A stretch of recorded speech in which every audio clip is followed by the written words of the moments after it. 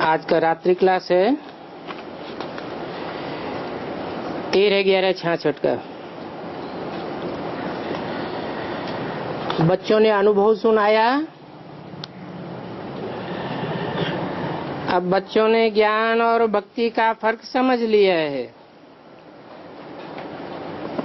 सन्यासी लोग भी कहते हैं ज्ञान, भक्ति और वैराग।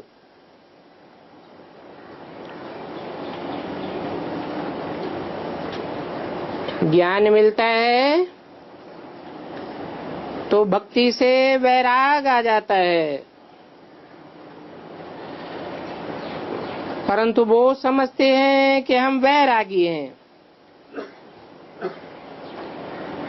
क्योंकि हमने घर बार छोड़ा है। अब तुम बच्चे तो समझते हो कि वो तो हठ योग का वैराग है। सहज सहज विकारों को नहीं छोड़ पाते हैं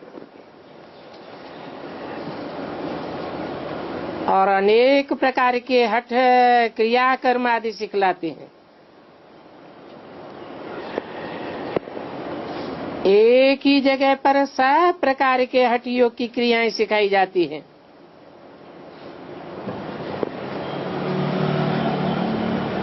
तो दिखाते हैं सन्यासियों का है निवृत्ति मार्ग। अभी वो लोग तो शास्त्रों को ही ज्ञान समझते हैं।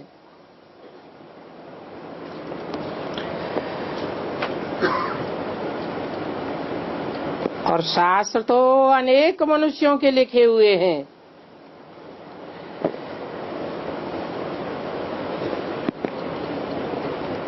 ज्ञान तो एक से आता है।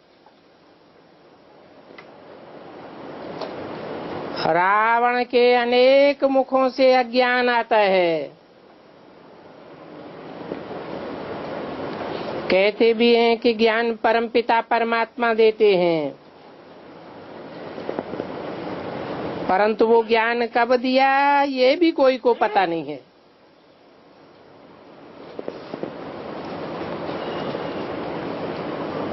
समझते हैं द्वापर में भगवान कृष्ण ने आकर के गीता ज्ञान दिया।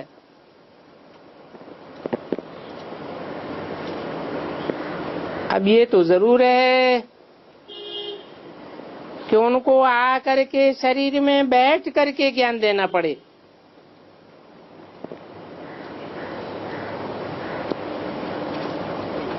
परंतु उन्होंने 4 घोड़े गाड़ी, 4 घोड़ों की गाड़ी दिखाई दी है।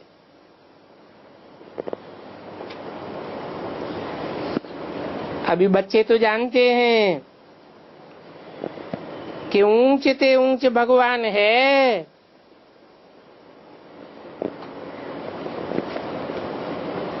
वो जरूर ऊंच ते ऊंच युग में आवेंगे।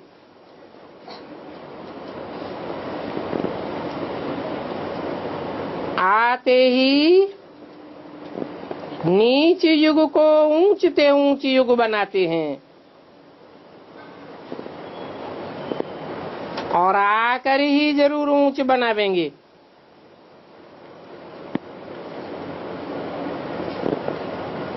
क्या बनाते हैं?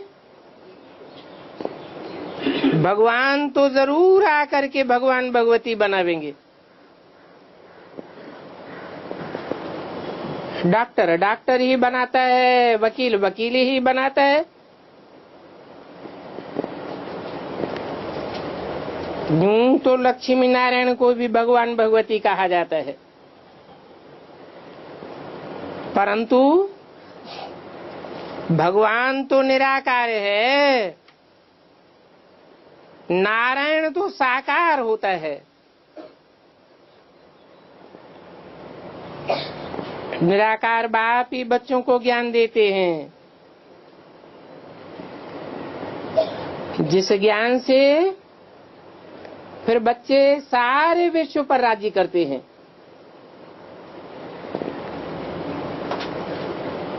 तो इन लक्ष्मी नारायण ने भी विश्व पर राज्य किया है।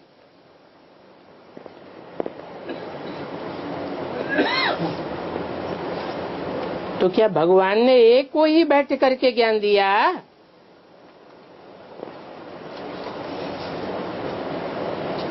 गीता ज्ञान सिर्फ अर्जुन को ही सिखाया क्या?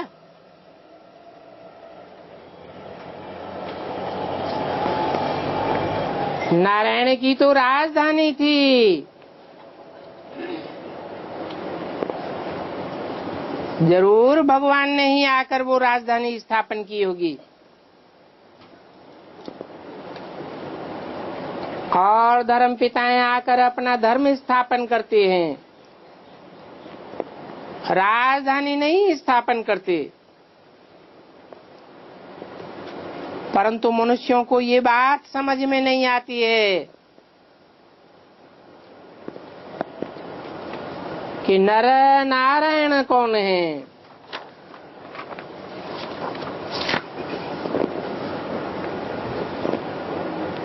नारायण को 4 भुजाएं क्यों दी हुई हैं?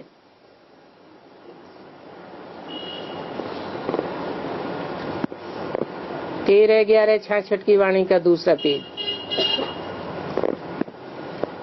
4 भुजाओं का अर्थ क्या होगा?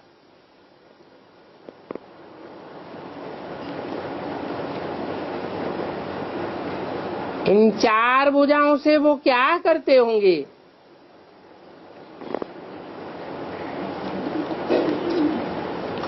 भुजाएं तो कुछ करने के लिए होती है ना। तो दिखाते हैं शंख, चक्र, गदा, पद्म।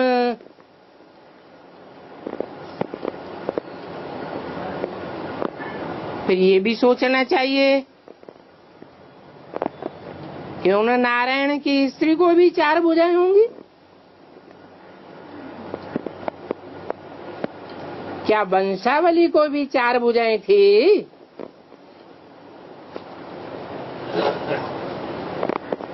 अब वो तो इन बातों को नहीं समझते हैं। तुम तो जानते हो कि सतयुग में ये राज्य कैसे किया। ये नारायण तो डबल सिर ताजधारी हैं, तो जरूर इन्होंने राजाई की होगी। उनको बुलाते भी हैं तो जरूर कब सुख दिया होगा। बाप समझाते हैं वो तो है शास्त्रों का ज्ञान।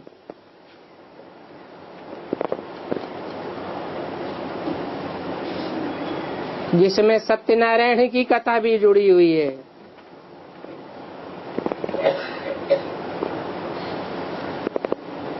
अभी बाप समझाते हैं कि क्षीर सागर में कोई खड़े नहीं हो सकते हैं, न खड़े हो सकते हैं न वहां लेट सकते हैं।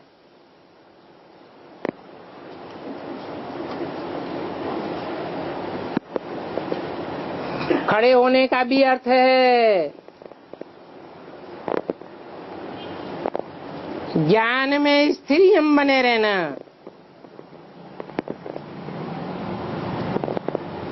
नाम ही है नारायण।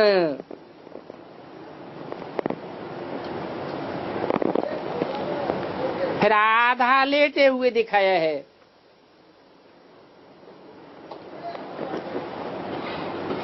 वो विशेष सैया पर लेटा हुआ दिखाते हैं। अब कोई सांपों के ऊपर लेट सकता है क्या? चैन की नींद सो सकता है क्या?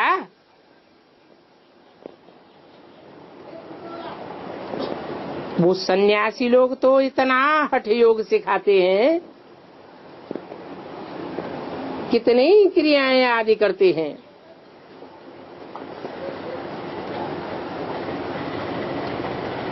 तो बाप कहते हैं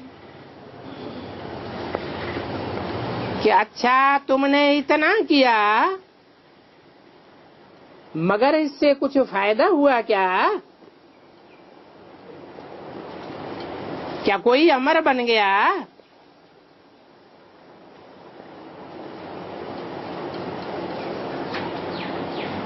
क्या कोई ने समुद्र को पार कर लिया?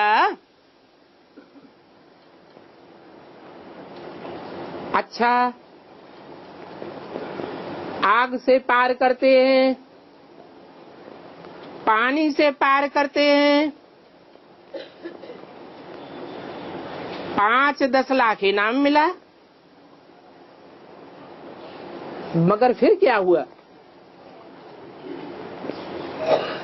इनाम मिल गया बस ना। अभी बच्चे तो जानते हैं कि हम इस पुरानी दुनिया के संसार सागर से निकल करके नई दुनिया में जाएंगे। हमको कोई नदी आदि पार नहीं करनी है।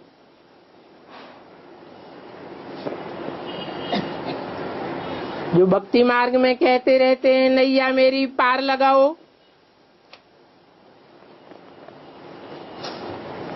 अब नैया तो ये शरीर है ना।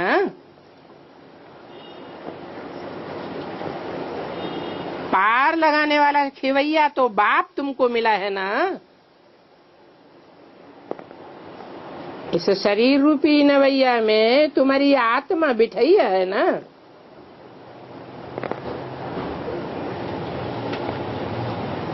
वो तो स्थूल बातों को पकड़ लेते हैं, ऐसी तो कोई बात नहीं है। न कोई स्टीमर है, एक चंद्रकांत वेदांत है। बाबा का गुजराती में पढ़ा हुआ है।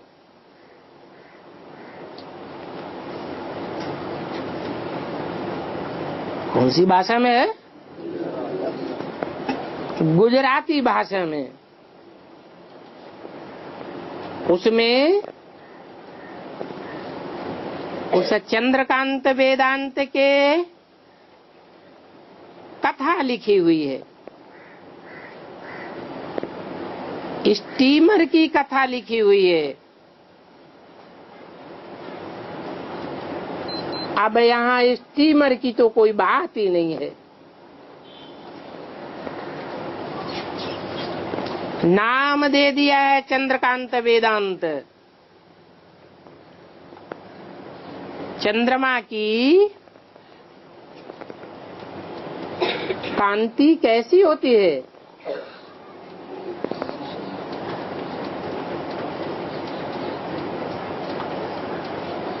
चंद्रमा की रोशनी कैसी होती है? शीतल रोशनी होती है।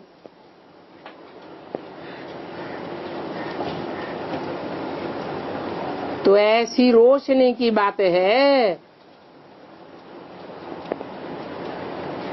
ये ज्ञान की रोशनी है।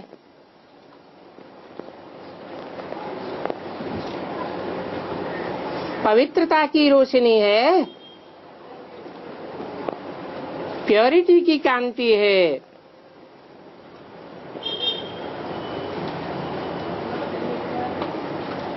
बाकी वो स्टीमर की बात नहीं है। कहते भी हैं कि खेवैया मेरी नैया को पार करो।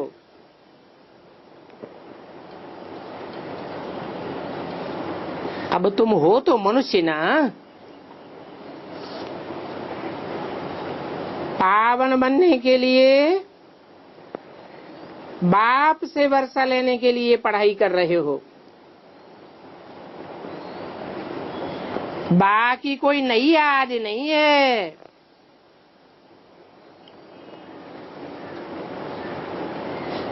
जिसमें बैठकर तुम पार जाते हो।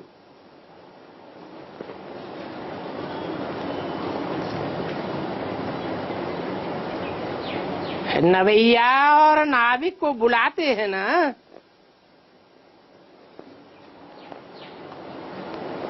तो तुम क्या करते हो? है? अरे विजयमाला का आवाहन करते हो या नहीं करते हो? है? करते तो हो। तुम बच्चे जानते हो ये पढ़ाई ऊंचे से ऊंचे राजयोग की है।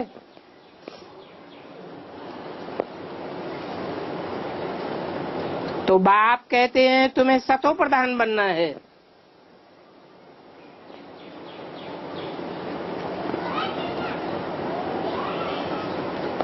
कैसे बनेंगे?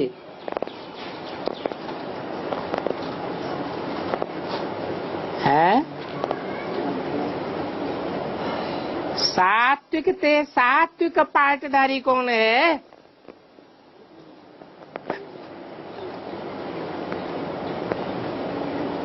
सात्विक पवित्र को कहा जाता है।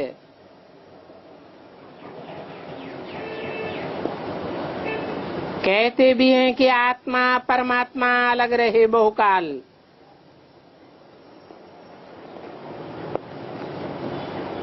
आत्मा पवित्र बनती है,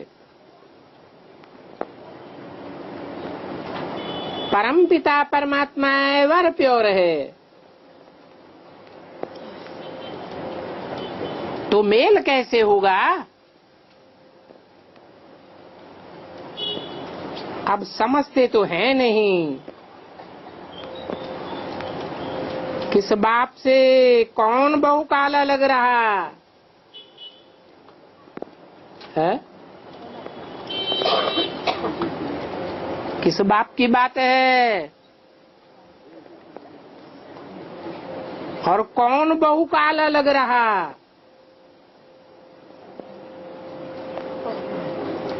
अरे ज्योति बिंदु बाप की बात है या ज्योति बिंदु बाप मुकर्रर रूप से जिस मनुष्य तनधारी में प्रवेश करता है उस बाप की बात है? और कौन उससे बहुकाल लग रहा? अरे कोई तो बहुकाल रहा होगा कि सबका काल एक जैसा होगा।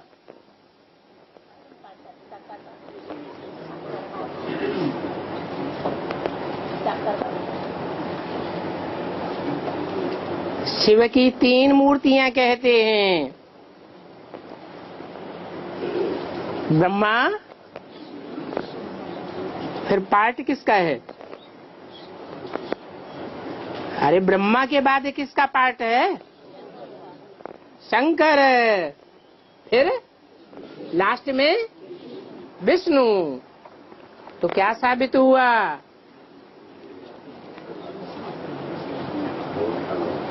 कौन बहुकाला लग रहा? बाप से। जबकि बाप प्रैक्टिकल में पार्ट बजाते हैं।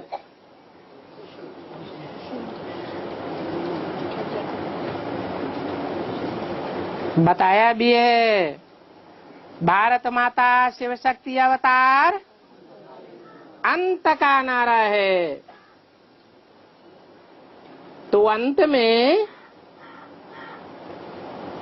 कोई तो है जो सबसे अंत में आता है और लास्ट सो फास्ट चला जाता है।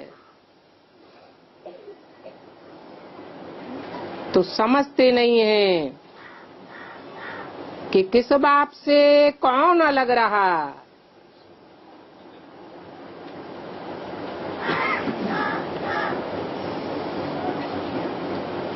सिर्फ विष्णु का चित्र दिखाते हैं।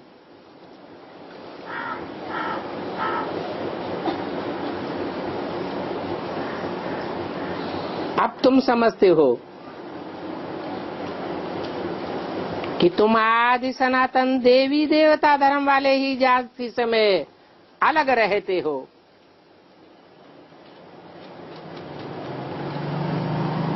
तो तुम भी नंबरवार हो या सबका एक ही नंबर है? नंबरवार हो। नाम क्या है धर्म का?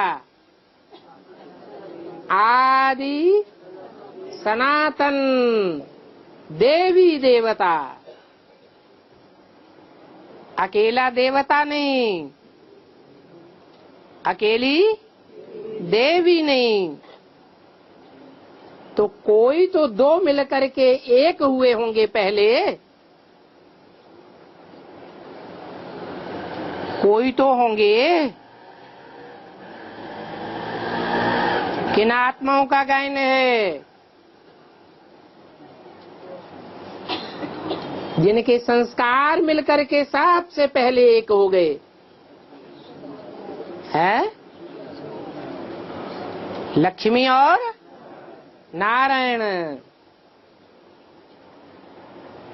अंत भी वो है और नई दुनिया का आज भी वो है।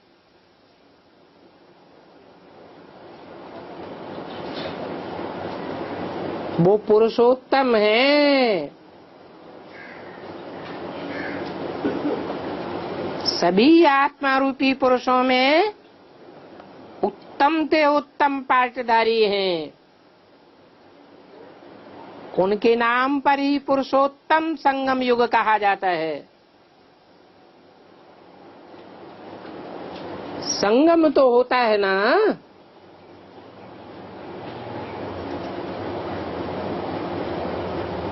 कुंभ भी कहा जाता है संगम को।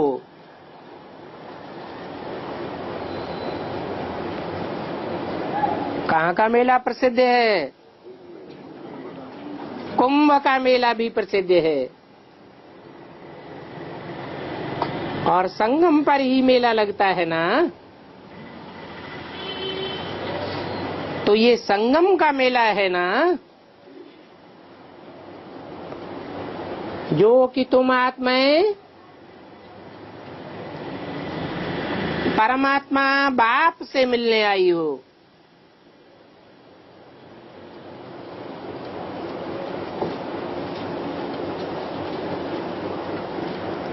अब जो संगम युग में प्रैक्टिकल में मिलने आए हैं,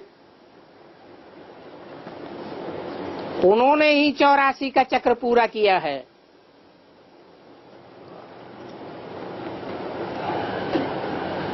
अब फिर तुमको ही वापस जाना है।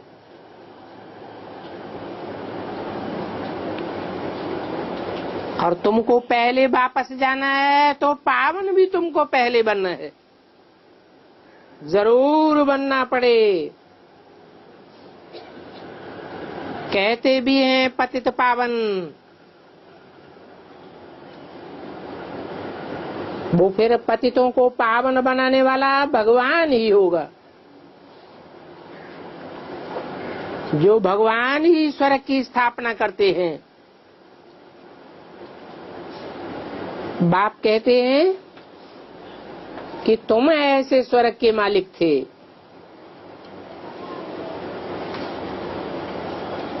तुमने ही वो स्वर्ग का वर्षा पाया है और किसी धर्म वाले ने वो 16 कला संपूर्ण सुख का वर्षा नहीं पाया। अब फिर से तुम ही मालिक बन रहे हो। और स्वर्ग में तो देवी देवताएं ही रहते हैं। कौन से स्वर्ग की बात है जहाँ सिर्फ देवी देवताएं ही रहते हैं? दूसरे धर्म में कन्वर्ट होने वाले पक्के देवी देवताएं नहीं है। वो पूरे 84 जन्म नहीं लेते हैं। तो कौन से स्वर्ग की बात है जिसमें सिर्फ 84 जन्म लेने वाले देवी देवताएं ही होते हैं?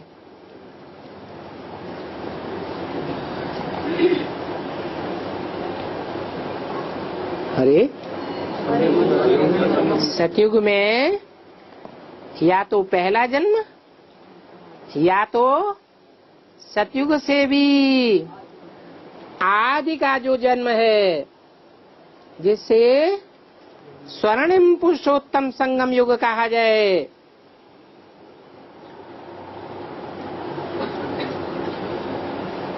वही आत्माएं ऊंचे से ऊंचे पाटधारी हैं। बाकी सब आत्माएं परम धाम में रहती हैं।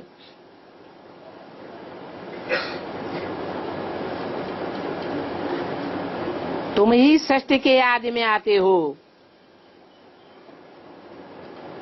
और आत्माएं बाद में आती हैं।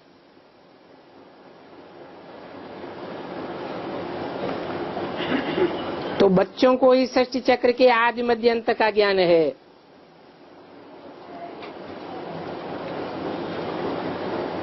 द्वापर से ही रावण राज्य शुरू होता है।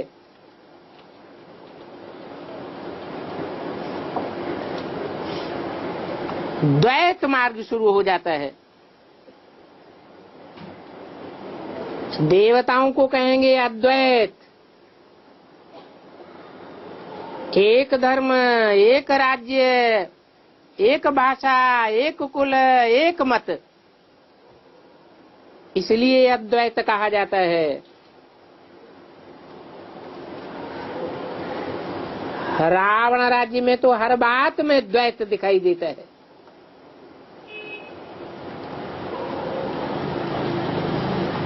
तो ये रावण राज्य ही भक्ति मार्ग की आदि है। भक्ति किससे शुरू होती है? अनेक सिर वाले, अनेक मतों वाले रावण से भक्ति शुरू होती है। जो रावण धक्के ही खिलाता रहता है। रावण का एक सर एक मत देगा, दूसरा सर दूसरी मत देगा। एक गुरु एक रास्ता बताएगा, दूसरा गुरु दूसरा रास्ता बताएगा।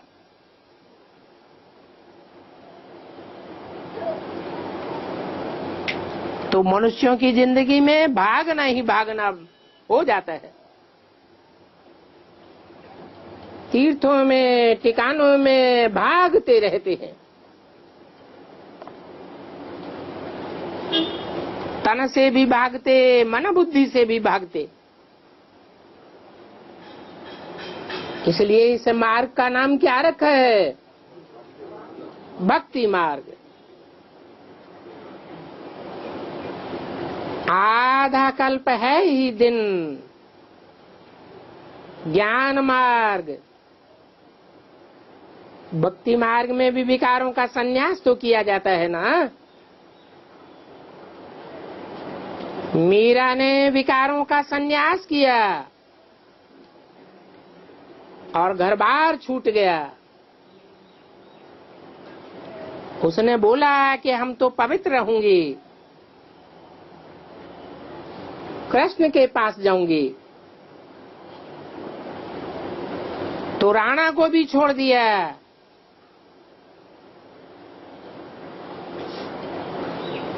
ये गीत आदि तो बाद में बैठ करके बनाए हैं।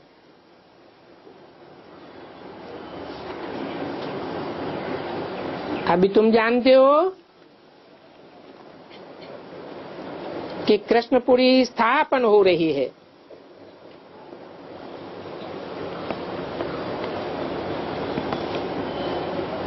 अभी तुम पावन बन रहे हो, फिर राज्य करेंगे।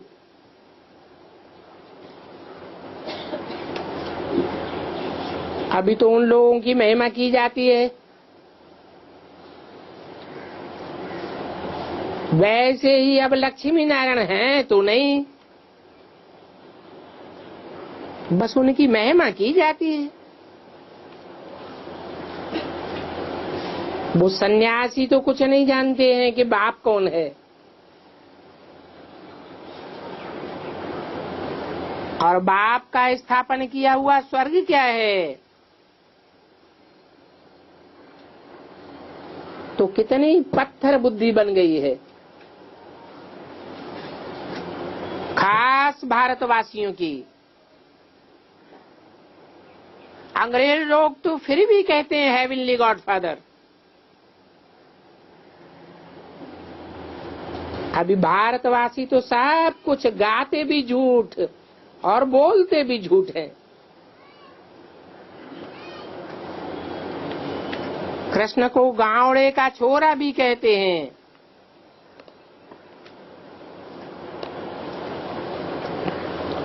अभी तुम तो जानते हो कि कृष्ण किस गांव का छोरा है।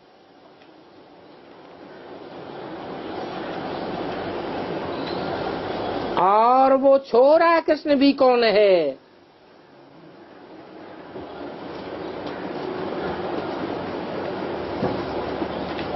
जिसका भक्ति मार्ग में गायन होता है।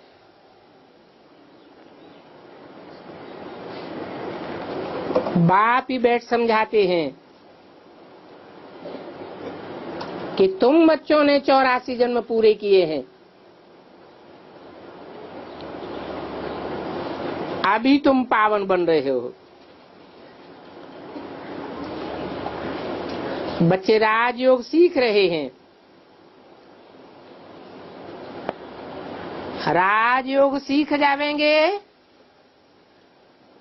संपन्न बन जावेंगे, तब फिर पावन दुनिया में राज्य करेंगे।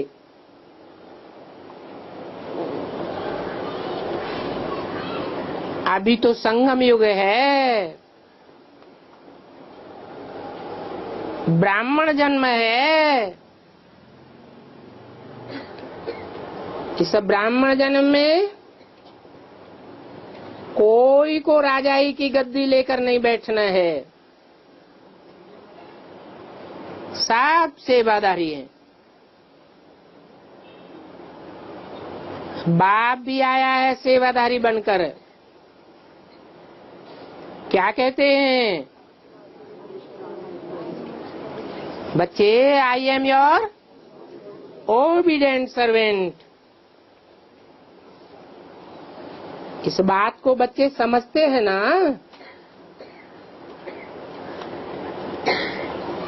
कि एक दूसरे पर हुक्म चलाते रहते हैं।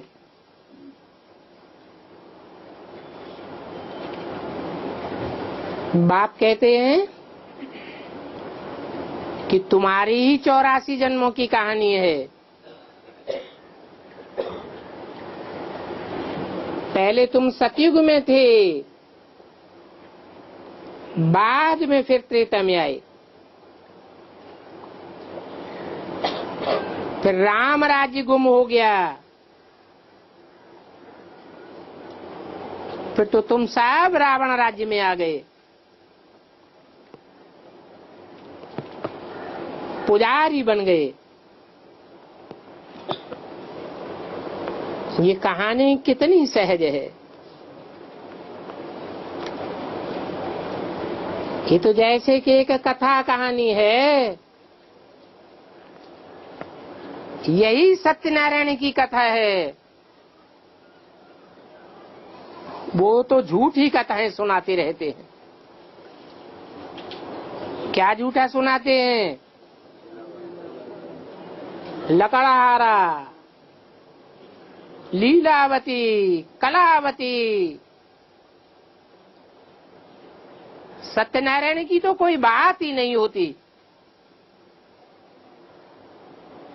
सारी झूठी बात सुनाते हैं।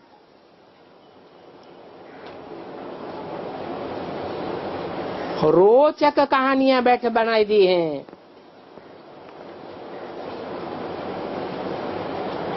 ये रोचक कहानियां बनाने वाले सब गर्भ जेल में पड़े हुए हैं। तुम बच्चों को तो अब गर्भ महल में जाना है।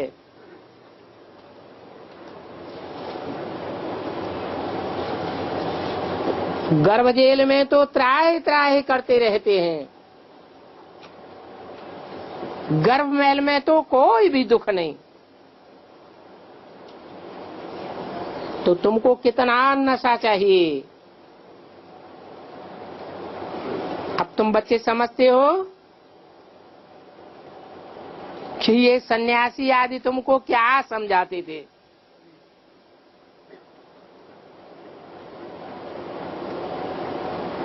अब अगर बैठ समझावे तो बोलो ये क्या बकते हो।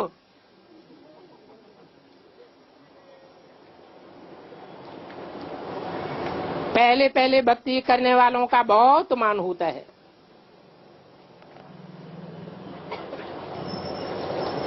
जो पहले पहले सात्विक भक्ति करते हैं,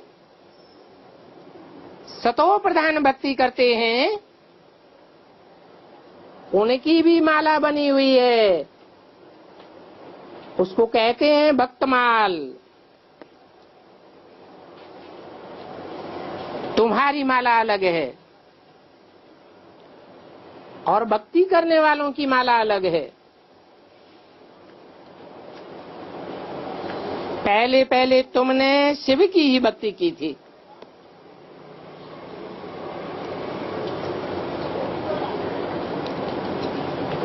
आधा कल्प में 63 जन्मों में तुमने धक्के ही धक्के खाए हैं।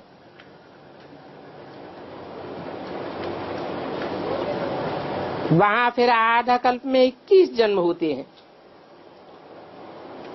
और यहाँ 63 जन्म हो जाते हैं।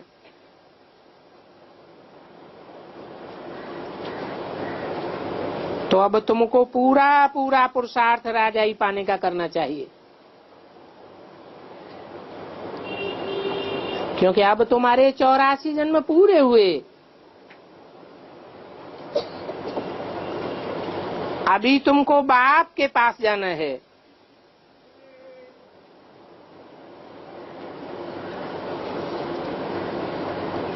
अभी बाप के पास नहीं पहुंचे हैं? पहुंचे हैं तो जाना क्यों है? है? तो पहुंचे का क्या मतलब हुआ? मन बुद्धि से कहाँ पहुंचना है? है? बाप के पास। हाँ, बाप के संकल्पों के हम कितना नजदीक पहुंचे हैं। कोई भी संकल्प मात्र तो ऐसा नहीं आता जो बाप के संकल्प के विपरीत संकल्प हो जाए। अगर यहाँ विपरीत संकल्पधारी बनते रहेंगे तो वहाँ नई दुनिया में भी और फिर रावण राज्य में भी बाप से दूर होते जाएंगे या बाप के नजदीक जन्म लेते रहेंगे।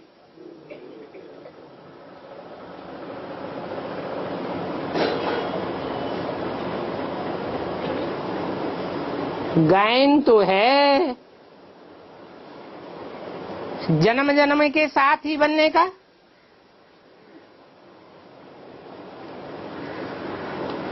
तो अब तुमको पूरा पूरा पुरुषार्थ राजाई पाने का करना चाहिए। जन्म जन्मांतर राजाई में आवे।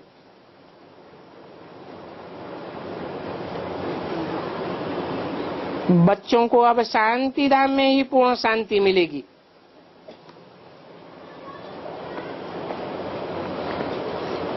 अच्छा, ओम शांति। आज का प्रातः क्लास है 22/11/66 का। रिकॉर्ड चला है तू प्यार का सागर है। फिर भक्त कहते हैं तेरी एक बूंद के प्यासे हम।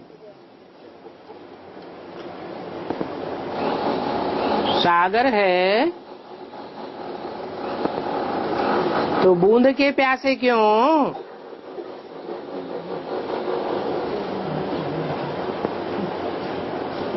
सागर में डूब जाना चाहिए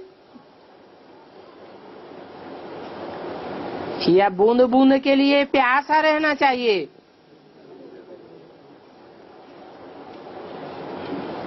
परंतु ये गीत बोला किसने, कहा किसने कि तू प्यार का सागर है? हैं? भक्तों ने। क्या वास्तव में भक्तों ने बोला या कोई शूटिंग करने वाले भी हैं? हैं?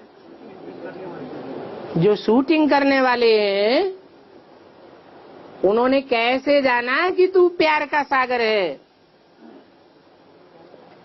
किसी ने रसगुल्ला खाया होगा तभी तो बोलेगा, कि ऐसे ही बोलने लग पड़ेगा। तू प्यार का सागर है, ये बात संकल्पों में पहले पहले कब आई?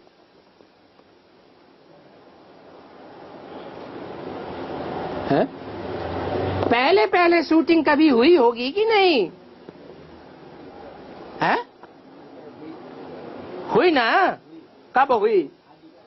है? आदि में हुई। जब नई षष्ठी बनी थी तब हुई, या नई षष्ठी बनने से पहले जब हम ब्राह्मणों का पुरुषार्थी जीवन था और पुरुषार्थी जीवन में हम पुरुषार्थ ही कहते रह जाते हैं और माया इंटरफियर कर देती है, बार बार इंटरफियर करके हमको बाबा से दूर कर देती है।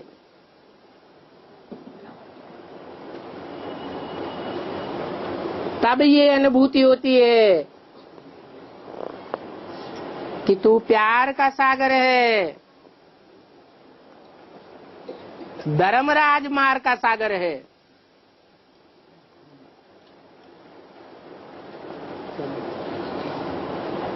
फिर भी एक एक बूंद के हम प्यासे क्यों हैं?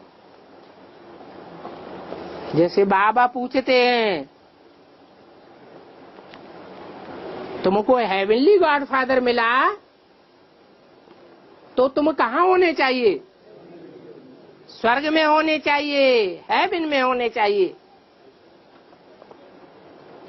फिर ये अनुभूति क्यों करते हैं कि हम नरक में पड़े हैं?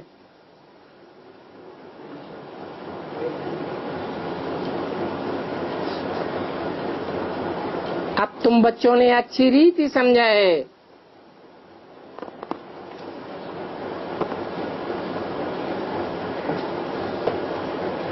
कि ये गीत की आवाज हम जीव की आत्मा की आवाज है। ये शरीर अथवा जीव की आत्मा ने कहा तू प्यार का सागर है।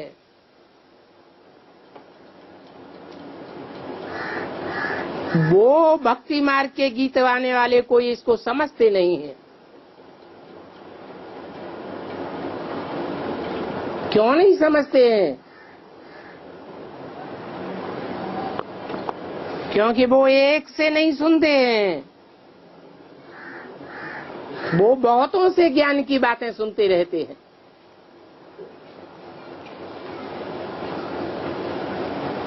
तुमको तो ज्ञान का सागर मिला है, प्यार का सागर मिला है, सुख का सागर मिला है।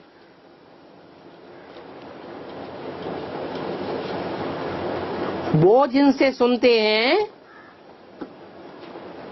वो हैं बंदर लोग।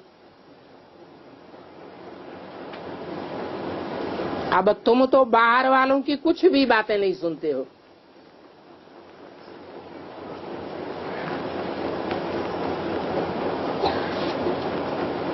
कि कभी कभी सुनते हो? है? अनिश्चय आता है तब सुनते हो या नहीं सुनते हो?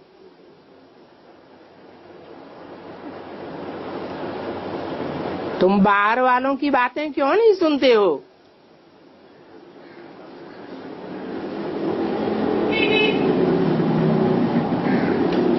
क्योंकि तुम तो सुनते हो ज्ञान सागर बाप से। आगे तो बंदरों के लिए दिखाते थे, see no evil, hear no evil. अभी तो बुद्धि में आया है तो मनुष्यों का चित्र बनाया है। Hear no evil, see no evil.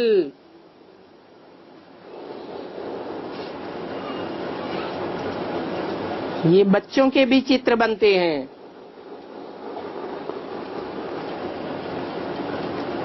कौन से बच्चे की तरफ इशारा किया?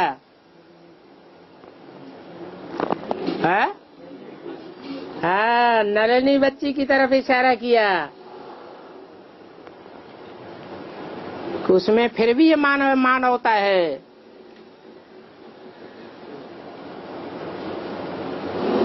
मनुष्य उसे कहा जाता है जो मन बुद्धि का प्रयोग करता है।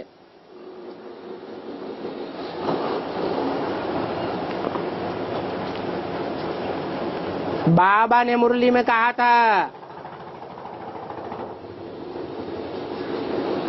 इन 4 चित्रों के आगे बैठ जाओ अमृत वेले,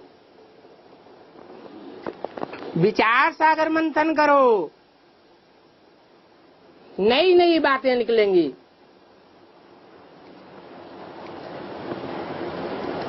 जो नई नई बातों का सार निकलता जाए उसको लिखते जाओ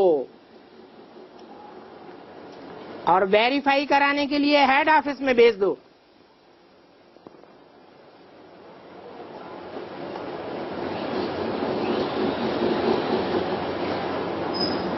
अब बाबा ने डायरेक्शन दिया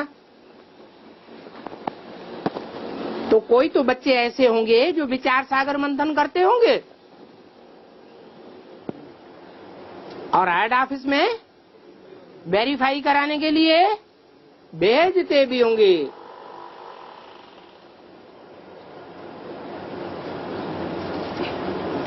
परंतु गायन है, बंदरों के आगे रतन रखो तो फेंक देंगे,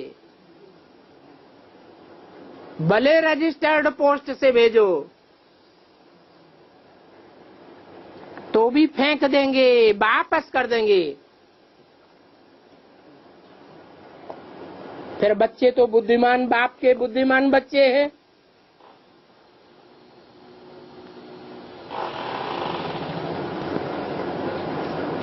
तो नलिनी बहन के पास भेज दिया रजिस्टर्ड पोस्ट से। अब बताओ, नलिनी बहन ने वापस कर दिया होगा कि उस पत्र को ठिकाने लगाया होगा? है? कैसे ठिकाने लगाया होगा? है? है? कहा? हाँ, उस पत्र को सीधा हेड ऑफिस में पहुंचा दिया।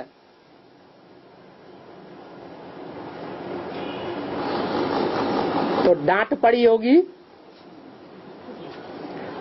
या जिनको मिला वो खुश हुए होंगे। हैं? तो अब बाप समझाते हैं कि मैं मनुष्यों को बंदर से मंदिर में मिसल बनाता हूँ।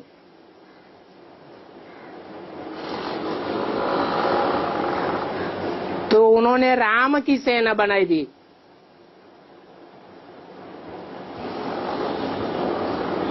मनुष्यों को तो ज्ञान नहीं है, तो जिनको ज्ञान नहीं है वो बंदरों में मिसल हुए।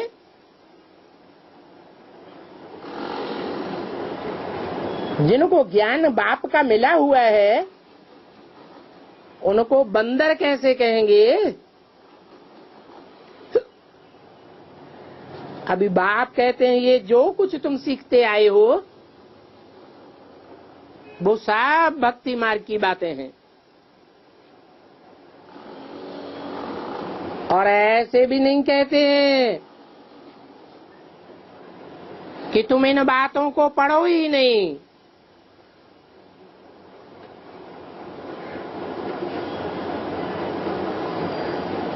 शरीर निर्वाहार्थ धंधा आदि नहीं करेंगे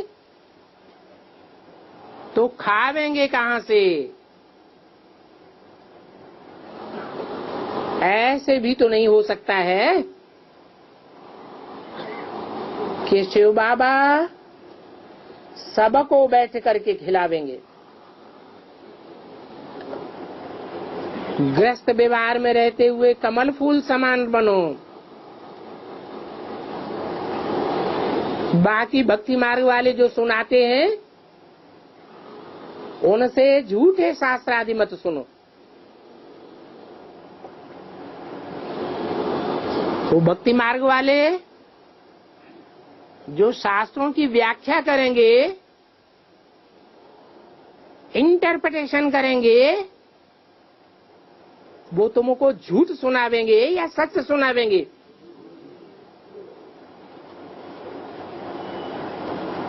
तो उन शास्त्रों की व्याख्या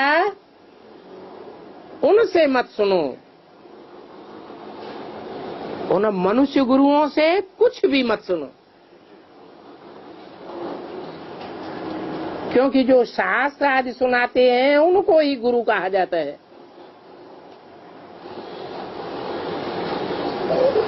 अब इन साधुओं से, गुरुओं से कोई बात मत सुनो। तुम्हारी बुद्धि में जो एक सदगुरु है उनकी ही बातें सुनो।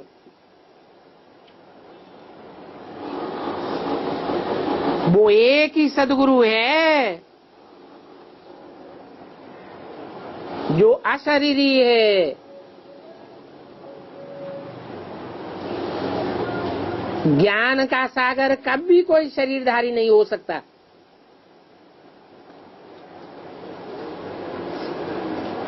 बाप ही इसमें आए। तुम सब बच्चों को अपना और सृष्टि का आदि मध्य अंत का ज्ञान देते हैं।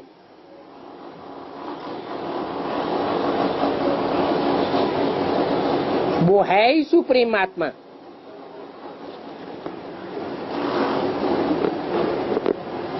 बाप समझाते हैं कि तुमने जन्म जन्मांतर ही माया के धक्के खाए हैं।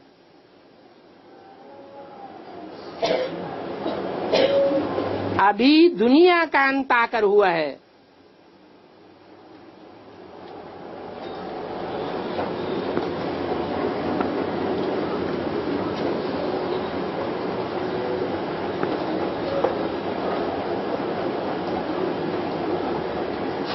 जिससे तुमको ज्ञान मिलता है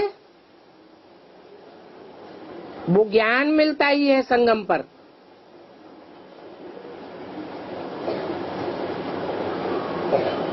जिस ज्ञान से फिर तुम स्वर्ग में जाते हो, ये ज्ञान कोई जिस्मानी ज्ञान नहीं है, जिस्मधारियों के द्वारा दिया हुआ ज्ञान नहीं है।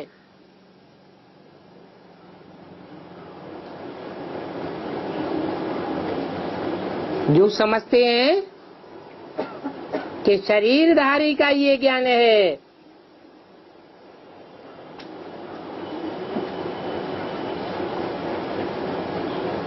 वो फिर राम और कृष्ण के भक्त बन जाते हैं, अथवा कोई भी देहधारी के भक्त बन जाते हैं।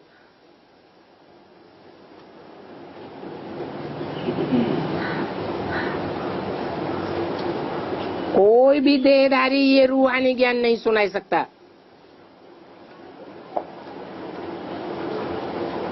मनुष्य मनुष्य की सदगति कर ही नहीं सकता।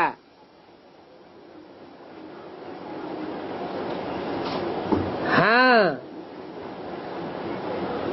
मनुष्य तन में आकर के रूहानी बाप ज्ञान सुनाते हैं।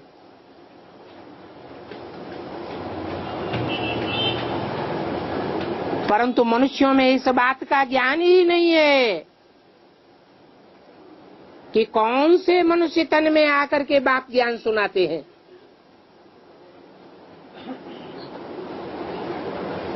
ज्ञान का सागर तो बाप ही है, जिससे तुम ज्ञान की नदियों को निकलना होता है।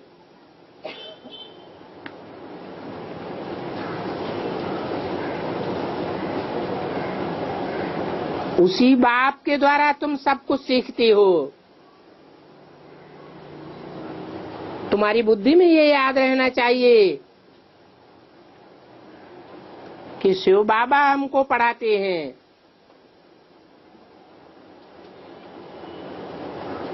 ऐसे नहीं कि ब्रह्मा हमको पढ़ाते हैं।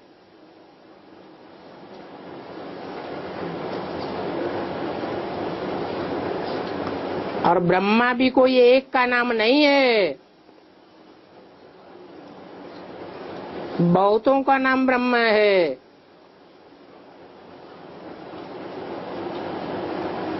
प्रजापिता भी ब्रह्मा है। तो क्या प्रजापिता ब्रह्मा या ब्रह्मा हमको ज्ञान सुनाते हैं? हैं? नहीं, कौन सुनाते हैं? शिव बाबा हमको सुनाते हैं। वो ही शिव बाबा हमको फिर साथ ले जाएंगे।